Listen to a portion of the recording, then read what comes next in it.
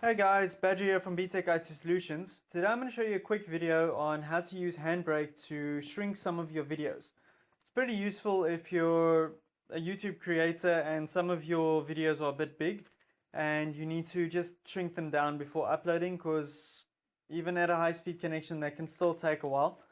Like here in South Africa, uncapped is starting to become more common, but like me, for example, I need to shrink my videos because I pay through the nose for my internet per gig.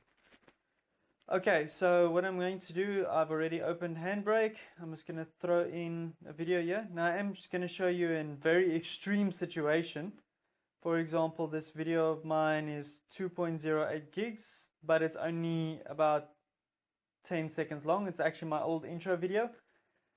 Okay, I'm going to use a preset that I've already created. I'm just going to add on web optimized so that it helps with YouTube streaming. I'm leaving it as MP4. Also guys, please, this isn't the end all and be all of how to do this. There's a lot of settings and you're going to have to play around with it. I'm just showing you what I use personally. Dimensions, I'm leaving everything as is. I don't need to crop it. I'm leaving most of my filters, as you can see, like that. Deinterlace, I put it onto decomb. And then the denoise, apparently NLM means is the best one of them, but I don't want it to create artifacts and so on, so I'm just using ultra light. And over here you just need to tell it what type of film you are giving it. Is it normal film, grainy film, high motion, animation, or what? Actually over here I can just use film. I am using a little bit of a sharpening method, but nothing too serious, otherwise it can damage the film. And we're not going to grayscale. It's a proper video. I'm not going to deblock it. All that's good. Video codec, currently use a lot of H or X265 just because it's the newest. Used to use a lot of 264.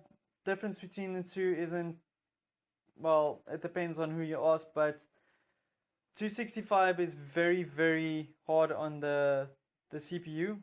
It's going to encode a lot longer, but your file size should be a little bit smaller, but the difference is negligible. It's all up to you. Constant quality, as you can see there, anything basically from 18 to 20 for standard def videos and 20 to 23 for high def. The lower the number, the higher that file size is going to become. I'm leaving mine at 29, even though it doesn't recommend that. It actually comes out nice and small.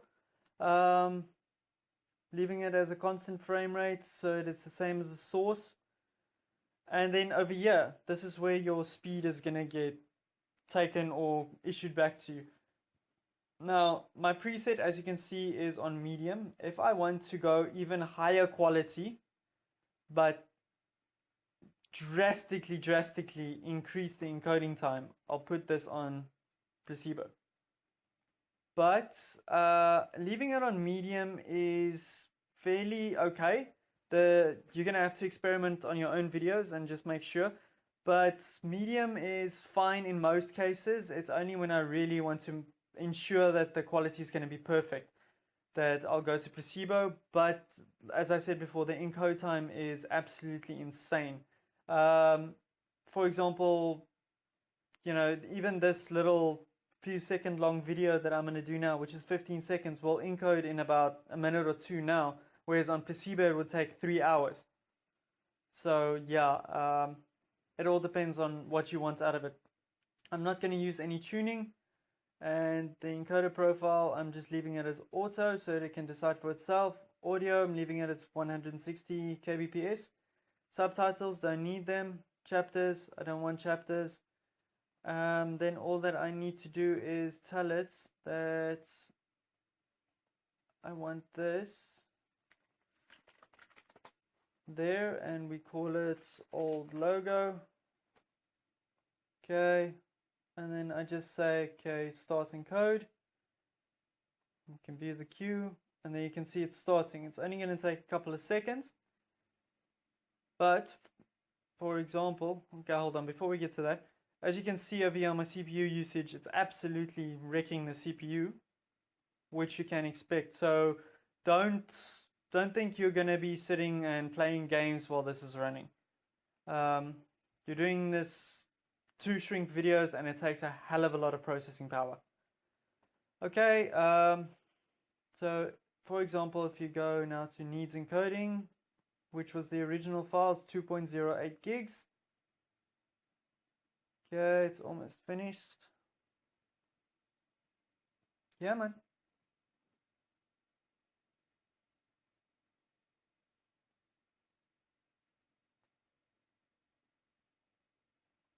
Open that so long. As you can see, the old logo is already being generated there. We're just waiting for it to finalize the process.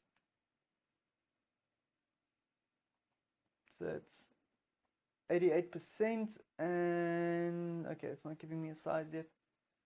There you go, encoding's finished, old logo is there. 4 megs, from 2 gigs to 4 megs. Granted, that is a very, very extreme scenario, but you can do it if you are, for example, tight on hard drive space and you've got a lot of backed up DVDs and so on.